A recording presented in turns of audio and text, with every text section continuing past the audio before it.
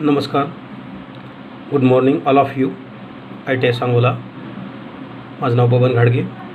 आज या ठिकाणी आपल्याला भारत स्किल या वेबसाईटवरील हे जे MCQ बद्दल माहिती बघायची आहे. Cooling system and lubrication system. तर या ठिकाणी प्रश्न पहिला बघा. What is the recommended grade oil to use in engine below -10 Fahrenheit. या ठिकाणी जर 10 फॅरनेटच्या आतमध्ये जर तापमान असेल तर त्या ठिकाणी इंजिन ऑइल कोणतं वापरायचं. तापमान कसं आहे, 10 फॅरनेटच्या आतमध्ये आहे. 10 फॅरनेटच्या आतमध्ये असल्यामुळं कोणतं ऑइल ते या ठिकाणी तुम्ही वापरणार. तर त्याचं उत्तर आहे 5W म्हणजे SAE 5W. SAE 5W म्हणजे काय, society of automobile engineering 5 winter. म्हणजे एकदम पातळ ऑइल वापरलं जातं. कमी विस्कॉसिटीचं ऑइल काय केलं जातं, वापरलं जातं. कमी स्निग्धतेचं ऑइल काय केलं जातं, वापरलं जातं. ज्या ठिकाणी तापमान जास्त आहे त्या ठिकाणी तुम्ही जास्त स्निग्धतेचं म्हणजे विस्कॉसिटीचं ऑइल वापरलं तरी चालतं. परंतु या ठिकाणी प्रश्न काय विचारला तुम्हाला, 10 फॅरनेटच्या आतमध्ये तापमान आहे तर इंजिनसाठी कुठलं ऑइल तुम्ही वापरणार. तर उत्तर आहे 5W म्हणजे SAE 5W. त्यानंतर प्रश्न दुसरा आहे, which type of drive is used in water pump of forced feed cooling system. Forced feed cooling सिस्टीममध्ये फोर्स फीड कूलिंग सिस्टीमचा जो वॉटर पंप आहे याला ड्राईव्ह कोणत्या प्रकारे दिली जाते. म्हणजे या ठिकाणी फोर्स फीड कूलिंग सिस्टीम आहे, याच्यामध्ये जो वॉटर पंप दिलेला आहे म्हणजे प्रेशराईज असल्यासारखं. तर फोर्स फीड कूलिंग सिस्टीममधला जो वॉटर पंप आहे याला ड्राईव्ह ही बेल्ट ड्राईव्ह दिली जाते. म्हणजे बेल्टद्वारे ड्राईव्ह दिली जाते. काय काय असतं, क्रँकशाफ्टच्या पुढील बाजूस काय असते, पुली असते. पुलीद्वारे काय केलं जातं, पुलीवरती बेल्ट बसवला जातो. वॉटर पंपाला ड्राईव्ह दिली जाते किंवा अल्टरनेटरला ड्राईव्ह दिली जाते. वॉटर पंपाला ड्राईव्ह दिल्यामुळे काय होतं, तो वॉटर पंप कार्यान्वित होतो आणि पाणी काय करतो, तो पुढे ढकलतो. तर उत्तर येतं belt drive. Okay. 3 number, which part is used to arrest the leakage in water pump. खालीलपैकी असा एक भाग आहे की तो लिकेज झाल्यानंतर पाणी काय होतं, गळू लागतं. म्हणजे वॉटर पंपामधला एक भाग आहे असा की तो खराब झाला की काय होतं, पाणी लिकेज होतं. तर त्याचं नाव आहे वॉटर सील. काय नाव आहे त्याचं, वॉटर सील. आता या ठिकाणी नुसतं सील लिहिलेलं आहे परंतु त्याचं नाव काय येतं, वॉटर सील. त्यानंतर प्रश्न चौथा बघा, which device is used to bring the engine to on operating temperature. आता या ठिकाणी खालीलपैकी असं एक उपकरण दिलेलं आहे की ते काय करतं, तापमान या ठिकाणी काय होतं, कार्य करत असताना तापमानावरती नियंत्रण ठेवतं. का वॉर्मअप करतं. कोणाला करतं, इंजिनला करतं. तर ऑपरेटिंग टेम्परेचर कार्यान्वित तापमान वाढविण्याकरता या ठिकाणी इंजिनमध्ये काय केलं असतं, थर्मोस्टॅट वाल्व वॉटर कूलिंग सिस्टीममध्ये दिलेला असतो. म्हणजे फोर्स्ड फीड जी वॉटर कूलिंग सिस्टीम आहे त्याच्यामध्ये काय केलेलं असतं, थर्मोस्टॅट वाल्व दिलेला असतो. त्यानंतर which type of material is used to make radiator core tubes. आता या ठिकाणी रेडिएटरमधील ज्या कोअर ट्यूब आहेत ह्या कोणत्या धातूपासून बनवलेल्या असतात असं विचारलेलं आहे. तर उत्तर येतं कॉपर, तांबे या धातूपासून रेडिएटरच्या कोअर ट्यूब्स बनवल्या जातात. किंवा कॅडमियम झिंक या मटेरियलपासून काय केले जातात, त्या ट्यूब्स बनवले जातात. कॉपर किंवा कॅडमियम झिंक या धातूपासून काय करतात, रेडिएटर कोअर बनवतात. तर उत्तर या ठिकाणी आहे कॉपर. ओके. त्यानंतर प्रश्न 6, which process is used to join the core tubes of radiator to the upper and lower tank. रेडिएटरचा अप्पर टँक आणि लोअर टँक जोडत असताना किंवा ट्यूब वगैरे मध्ये जोडत असताना अप्पर टँक आणि लोअर टँकच्या मध्ये काय करता तुम्ही ट्यूब जोडता. तर ती ट्यूब जोडत असताना कोणती प्रक्रिया करता तर सोल्डरिंगची प्रक्रिया करता. कुठली प्रक्रिया केली जाते? सोल्डरिंगची प्रक्रिया केली जाते. त्यानंतर रेडिएटर प्रेशर कॅप इज्ड इन रेडिएटरमध्ये ही जी रेडिएटर प्रेशर कॅप कशासाठी वापरायची? काय उद्देश आहे त्याचा? काय करतात ड्रायव्हर लोक, चालक लोक, इंजिन गरम झालं की रेडिएटर प्रेशर कॅप काढून टाकतात. आणि इथं काय सांगितलं बघा, रेडिएटरमध्ये ही प्रेशर कॅप बसवलेली असते. कुठल्या उद्देशानं बसवलेली असते? तर त्याचा उद्देश असतो increase the boiling point of water. उत्तर काय येतं? बी येतं. इन्क्रीज म्हणजे वाढ, बॉइलिंग पॉईंट म्हणजे उत्कलन बिंदू, पाण्याचा उत्कलन बिंदू म्हणजे उकळण्याचा उत्कलन बिंदू जो आहे, पाणी उकळण्याचा बिंदू जो असतो तो वाढविणे, हे काम कोणाचं आहे? रेडिएटर प्रेशर कॅपचं आहे. तर रेडिएटर प्रेशर कॅप ही काढून टाकायची नसते. खराब जर झाली असेल तर काय करायचं असतं? नवीन रेडिएटर प्रेशर कॅप बसवायची असते. परंतु रेडिएटर मोकळं ठेवायचं नसतं. नाहीतर काय होतं, लवकरात लवकर 100 सेल्सिअसलाच काय होतं?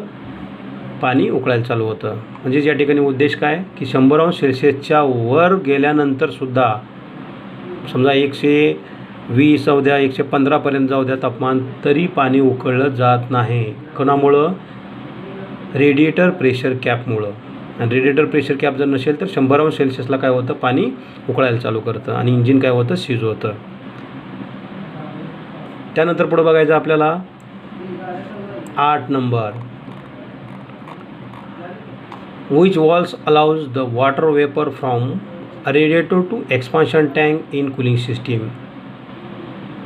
The force feed जी कूलिंग सिस्टीम आहे किंवा लिक्विड कूलिंग सिस्टीम जी आहे, याच्यामध्ये एक वाल्व दिलेला असतो. तो वाल्व कोणता असतो विचारलेला आहे. आणि कुठला वाल्व विचारला आहे बघा या ठिकाणी? रेडिएटर ते एक्सपान्शन टँक. रेडिएटर ते एक्सपान्शन टँक. रेडिएटरमधली जी वाफ आहे ती वाफ काय केली जाते? एक्सपान्शन टँकमध्ये नेऊन सोडली जाते. तर त्या ठिकाणी कोणता वाल्व वापरलेला असतो असं विचारलेलं आहे. तर त्या ठिकाणी येतं प्रेशर वाल्व. कोणता वाल्व येतो? Pressure valve. म्हणजे वाफ जर रेडिएटरमधून एक्सपान्शन टँककडे जायची असेल तर प्रेशर वाल्वला त्याच्या जागेवरून हटवलं जातं. म्हणजे प्रश्न 8 जो आहे त्याचं उत्तर येतं प्रेशर वाल्व. हा प्रेशर वाल्व कुठे असतो? रेडिएटर प्रेशर कॅपमध्ये असतो. म्हणजे रेडिएटर प्रेशर कॅपमध्ये 2 वाल्व असतात. एक प्रेशर वाल्व असतो आणि एक व्हॅक्यूम वाल्व असतो. तर या ठिकाणी या प्रश्नामध्ये विचारलेलं आहे की रेडिएटर ते एक्सपान्शन टँक म्हणजे वाफ जी आहे ती वाफ रेडिएटरमधून एक्सपान्शन टँकमध्ये जात असताना कोण मदत करतं? तर या ठिकाणी प्रेशर वाल्व काम करतो. त्यानंतर which type of lubrication system used in 2 stroke engine. 2 stroke इंजिनमध्ये लुब्रिकेशन सिस्टीमचा जो प्रकार आहे तो कोणता? तर या ठिकाणी 2 स्ट्रोक इंजिनमध्ये वंगण करण्याची जी पद्धत आहे पेट्रोल ऑइल लुब्रिकेशन सिस्टीमची पद्धत आहे. कोणती? Petrol oil lubrication. पेट्रोलमध्येच ऑइल ओतणे किंवा पेट्रोल वेगळं आणि ऑइल टँक वेगळं करून दोन्ही एकत्र करून कार्ब्युरेटरपर्यंत पोच करणं. 2 स्ट्रोक इंजिनमध्ये वंगणाची पद्धत वापरली जाते. पेट्रोलमध्ये ऑइल किंवा पेट्रोलचं टँक वेगळं आणि ऑइलचं टँक वेगळं. आता उदाहरणार्थ सुझुकी वगैरे गाड्या याच्यामध्ये कसं आहे? पेट्रोल टँक वेगळं, ऑइलचं टँक वेगळं. जुन्या ज्या राजदूत यामा वगैरे ज्या गाड्या होत्या जुन्या किंवा M80 वगैरे याच्यामध्ये काय होतं? पेट्रोल ऑइल लुब्रिकेशन सिस्टीम होते. पेट्रोलमध्येच ऑइल काय करायचं? ओतायचं. त्यानंतर पुढे बघा what is the ratio of petrol and oil in petrol oil lubrication system. म्हणजे 2 स्ट्रोकमधला प्रश्न आहे. 2 स्ट्रोक इंजिनमध्ये जी लुब्रिकेशन सिस्टीम दिलेली आहे पेट्रोल ऑइल लुब्रिकेशन सिस्टीम, त्याच्यामध्ये जे पेट्रोल मध्ये ऑइलचं जे प्रमाण आहे ते विचारलेलं आहे. तर ते प्रमाण येतं 20:1. काय येतं? 20:1. त्यानंतर पुढचा प्रश्न आहे बघा 11 number. Which type of lubrication system formed must of oil and sticks on engine mounting parts. हा सुद्धा टू स्ट्रोक इंजिनमधला प्रश्न आहे.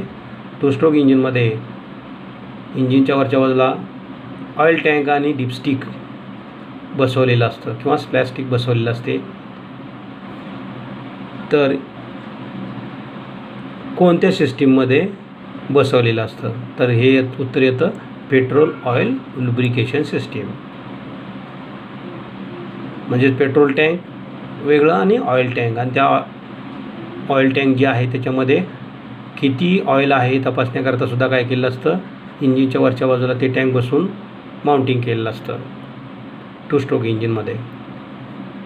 तर ती पद्धत कुठली येते? पेट्रोल ऑइल लुब्रिकेशन सिस्टीम येते. त्यानंतर पुढं 12 number. Which part of the two stroke engine formed waste of the lubrication oil. आता या ठिकाणी हा सुद्धा प्रश्न टू स्ट्रोकचा. टू स्ट्रोक इंजिनमध्ये जे लुब्रिकेशन ऑइल पाठवलं जातं हे नेमकं कुठं पाठवलं जातं? तर लुब्रिकेशन ऑइल हे क्रँकेस चेंबरमध्ये पाठवलं जातं. क्रँकेस चेंबरमध्ये गेल्यानंतर त्या पार्टला वंगण करतं आणि ते परत जे मिश्रण आहे ऑइल, पेट्रोल, हवा हे सगळं परत काय होतं, ट्रान्सफर पोर्टद्वारे पिस्टनच्या हेडवरती जातं, कंबशन चेंबरमध्ये जळतं आणि पुढे जातं. तर लुब्रिकेशन म्हणजे वंगणाकरता ऑइल कुठं पाठवलं जातं? क्रँकेस चेंबरमध्ये पाठवलं जातं. त्यानंतर प्रश्न 13 आहे बघा. Which type of lubrication system oil is delivered from separate tank to the components. आता हा या ठिकाणी काय विचारलं आहे, खालीलपैकी लुब्रिकेशन सिस्टम जी दिलेली आहे, वंगण पद्धत जी दिलेली आहे, तर ते डिलिव्हर करत असताना त्याच्यामध्ये काय केलं असतं, स्वतंत्र ऑइलची टाकी दिलेली असते.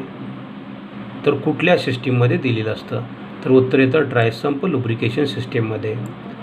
ड्राय संप लुब्रिकेशन सिस्टीममध्ये 2 टँक असतात. एक ऑइल संप असतं, त्याच्यामध्ये ऑइल असतं, नंतर स्कॅवेजिंग ऑइल पंप असतो, नंतर पाईप असतात, डिलिव्हरी पाईप. पहिली सक्शन पाईप आली, नंतर डिलिव्हरी पाईप आली, नंतर ऑइल टँक येतं आणि नंतर परत मेन ऑइल पंप येतो आणि नंतर ते ऑइल काय केलं जातं, पुढं पाठवलं जातं. कुठल्या सिस्टीममध्ये? ड्राय संप लुब्रिकेशन सिस्टीममध्ये. म्हणजे सेपरेट टँक त्याच्यामध्ये असतं. आपल्या रेग्युलर ट्रॅक्टरमध्ये किंवा कारमध्ये किंवा ट्रकमध्ये काय केलेलं असतं, एकच ऑइल संप दिलेला असतो आणि एकच ऑइल पंप दिलेला असतो. पण ड्राय संप लुब्रिकेशन सिस्टीममध्ये 2 काय केलेलं असतात, टँक दिलेले असतात, ऑइलचे टँक, आणि 2 ऑइल पंप दिलेले असतात. त्यानंतर पुढे 14 नंबर बघा. Which type of lubrication system the scavenging pump is provided to pump oil from sump to tank. खालीलपैकी जी लुब्रिकेशन सिस्टम आहे त्याच्यामध्ये स्कॅवेजिंग पंपची रचना त्या ठिकाणी केलेली असते, संप ते टँक. तर ती सिस्टीम कोणती? तर येते ती सिस्टम ड्राय संप लुब्रिकेशन सिस्टीम.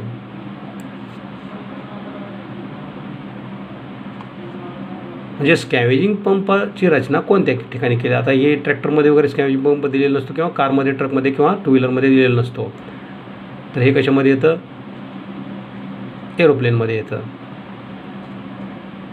त्यानंतर पुढं 15 number. Which part of the engine dips into the oil in splash for lubrication system. आता या ठिकाणी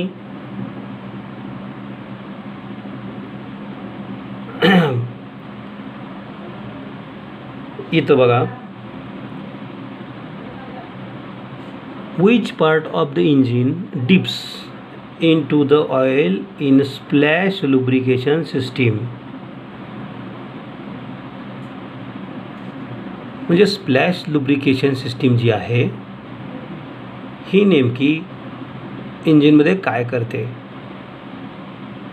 म्हणजे ऑइल शिंतोडे स्वरूपात कसं उडवलं जातं आणि ती रचना नेमकी कोणत्या ठिकाणी केलेली असते.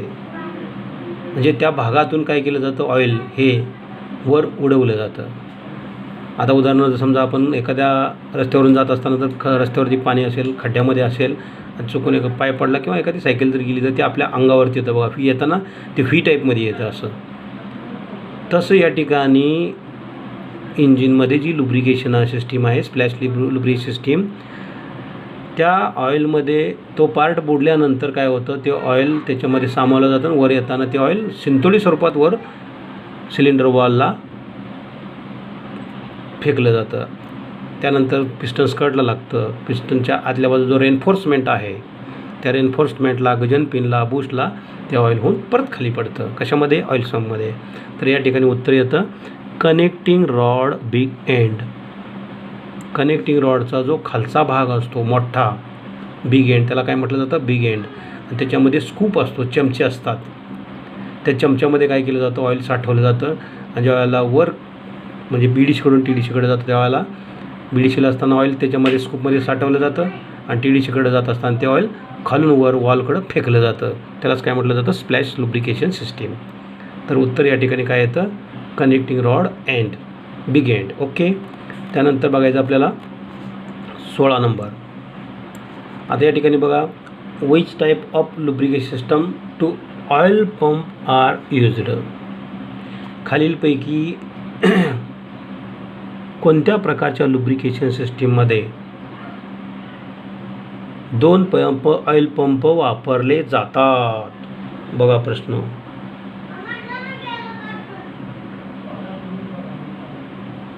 Which type of lubrication system two oil pump are used.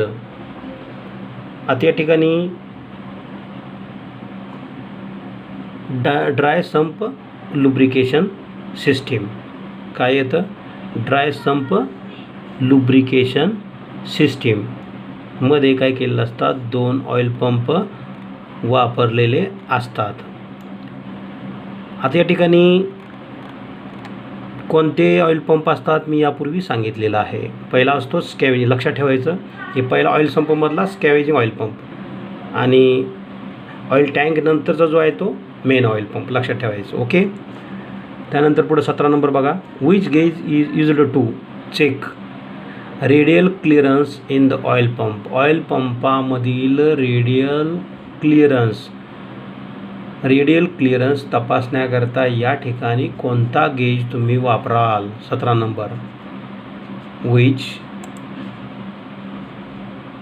Gauge is used to check radial clearance the oil pump. तर उत्तर येतं फिलर गेज. फिलर गेजद्वारे काय केलं जातं? ऑइल पंपामधील रेडियल क्लिअरन्स तपासला जातो. त्यानंतर पुढे बघा. Which valve limits the maximum oil pressure and allows oil back to sump in the engine. आता या ठिकाणी प्रश्न विचारला आहे बघा. इंजिनमध्ये जो ऑइल पंप असतो तो ऑइल पंप समजा जास्त प्रेशरने ऑइल पुरवठा करत आहे, तर त्याच्यावरती नियंत्रण करण्याकरता म्हणजे योग्य प्रेशरनं ऑइल पुढं डिलिव्हर्ड करण्याकरता कोणता वाल्व वापरलेला असतो? तर रिलीफ वाल्व वापरलेला असतो. त्याला काय म्हटलं जातं? Pressure relief valve. हा प्रेशर रिलीफ वाल्व काय केला जातो? ऑइल पंपामध्ये आउटलेटच्या मार्गामध्ये वापरलेला असतो. म्हणजेच या ठिकाणी समजा पंपाने काय केलं, जास्त प्रेशरनी ऑइल प्रवाह चालू केला तर ते ऑइल काय करतो? लीक करतो आणि एकतर ऑइल संपमध्ये पाठवतो किंवा परत ऑइल पंपामध्ये पाठवतो. कोण? Pressure relief valve. त्यानंतर पुढं 19 नंबर बघा. Which part of the pressure lubrication system filter solid dust particles. Pressuriser जी लुब्रिकेशन सिस्टीम आहे म्हणजे दाबयुक्त वंगण पद्धत जी आहे, या पद्धतीमध्ये मोठे कण म्हणजे धातूचे कण कोणत्या भागामधून स्वच्छ केले जातात त्या भागाचं नाव विचारलेलं आहे. तर या ठिकाणी उत्तर येतं स्ट्रेनर. काय येतं? स्ट्रेनर. म्हणजे स्ट्रेनरद्वारे काय केलं जातं? मोठमोठे जे मेटल कण आहेत ते काय केले जातात? अडवले जातात. त्यानंतर उत्तर आहे म्हणजे पुढचा प्रश्न आहे 20 नंबर. ही जी आकृती इंजिनची दाखवलेली आहे, लुब्रिकेशन सिस्टीम दाखवलेली आहे आणि इथं दाखवलेला जो बाण आहे याचं नाव विचारलेलं आहे. तर त्याचं नाव आहे कॅमशाफ्ट. काय आहे नाव? कॅमशाफ्ट. त्यानंतर पुढं which part of engine lubricated by splash type in lubrication system. Lubrication सिस्टीममध्ये शिंतोडे स्वरूपात वंगण पद्धतीमध्ये शिंतोडे स्वरूपामध्ये वंगण करण्याकरता या ठिकाणी कुठल्या भागाचा उपयोग केला जातो? म्हणजेच काय केलं जातं या लुब्रिकेशन सिस्टीममध्ये स्प्लॅश पद्धतीनं म्हणजे शिंतोडे स्वरूपामध्ये ऑइल कोणत्या ठिकाणी पाठवलं जातं, कुठल्या पार्टला ऑइल पाठवलं जातं? तर उत्तर येतं cylinder wall. Cylinder wall, piston skirt, reinforcement, gudgeon pin, bush इत्यादी भागांना काय केलं जातं? शिंतोडे स्वरूपामध्ये ऑइल करून ते ऑइल काय होतं? परत ऑइल संपामध्ये पडत असतं. त्यानंतर पुढे या ठिकाणी आपल्याला बघायचं आहे 22 number. Which part of air cooled engine dissipate the heat from the engine to atmospheric air. आता या ठिकाणी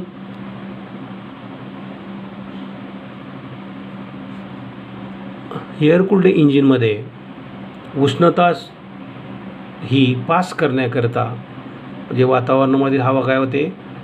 इंजिनला घासून जात असते. तर कोणाला जाते घासून? तर मेटल फिन्सला घासून जाते. कुठं? जे मेटल फिन्स आहेत एअर कूल्ड इंजिनमध्ये काय असतं? मेटल फिन्स असतात. त्या मेटल फिन्सला काय केलं जातं? ती हवा वातावरणामधील हवा घासली जाते आणि इंजिन काय केलं जातं? थंड केलं जातं, म्हणजे तापमान योग्य राखलं जातं. त्यानंतर प्रश्न आहे 23 number. Which type of cooling system uses a water pump. Cooling सिस्टीममधल्या खालीपैकी कोणत्या कूलिंग सिस्टीममध्ये वॉटर पंपाचा उपयोग केला जातो? Forced circulation water cooling system कुठला प्रकार येतो? फोर्स्ड वॉटर सर्क्युलेशन सिस्टीम हे उत्तर येतं. काय येतं? Forced water circulation system. त्यानंतर आहे 24 number. Which is the power source of an oil pump drive in an engine. इंजिनमधील जो ऑइल पंप आहे त्याला शक्ती कुणाद्वारे दिली जाते? तर इंजिनमधला जो ऑइल पंप आहे त्याला कॅमशाफ्टद्वारे ड्राईव्ह दिली जाते, म्हणजे शक्ती दिली जाते. आता काही इंजिनमध्ये बऱ्यापैकी पेट्रोल इंजिनमध्ये किंवा लाईट व्हेकल वाहनामध्ये कॅमशाफ्टद्वारे ड्राईव्ह दिली जाते, परंतु काही ट्रक काही ट्रॅक्टर्समध्ये काय केलं जातं? क्रँकशाफ्ट गिअरद्वारे काय केलं जातं? इंजिनच्या ऑइल पंपाला ड्राईव्ह दिली जाते. जसा प्रश्न असेल तर उत्तर त्या पद्धतीनं द्यायचं. आता या ठिकाणी क्रँकशाफ्टसुद्धा आहे, पण इथं क्रँकशाफ्ट गिअर हा शब्द जर असता तर क्रँकशाफ्ट गिअर उत्तर देणं आवश्यक होतं. तर याचं उत्तर येतं कॅमशाफ्ट. म्हणजे जनरली सर्वसाधारणपणे काय केलं जातं? कॅमशाफ्टद्वारेच काय केलं जातं? ऑइल पंपाला ड्राईव्ह दिली जाते. त्यानंतर पुढं आपल्याला बघायचं आहे what is the cause for water leakage in water pump. Water पंपामधून पाणी कशामुळं लिकेज होतं, म्हणजे त्याची गळती होते, याला कारण काय? तर water seal worn out.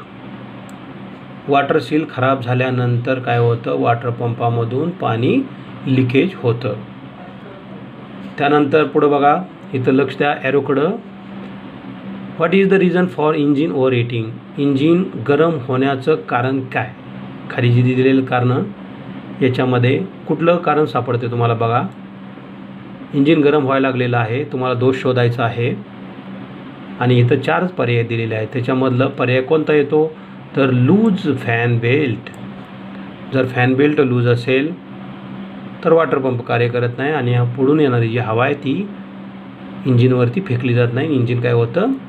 Overheat होतं म्हणजेच गरम होतं. त्यानंतर पुढे बघा, what is the effect on external blockage of radiator fins in an engine.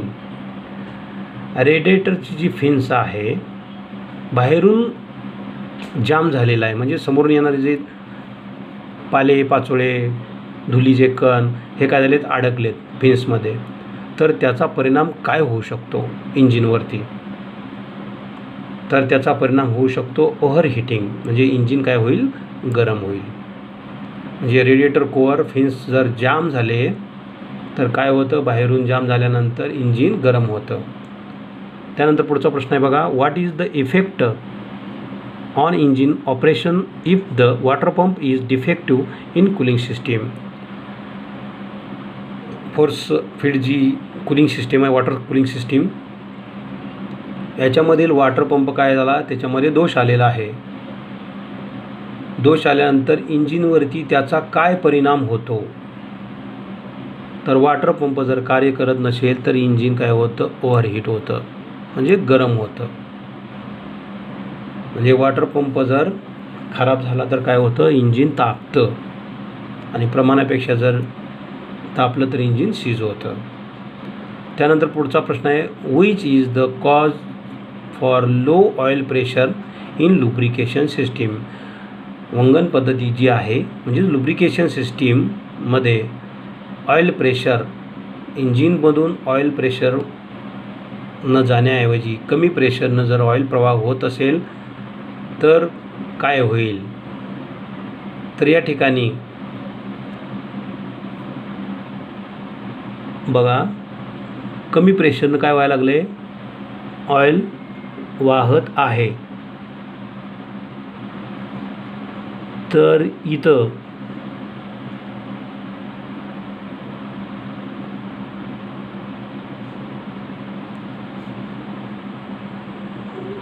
कारण काय असेल, कमी ऑइल प्रेशरने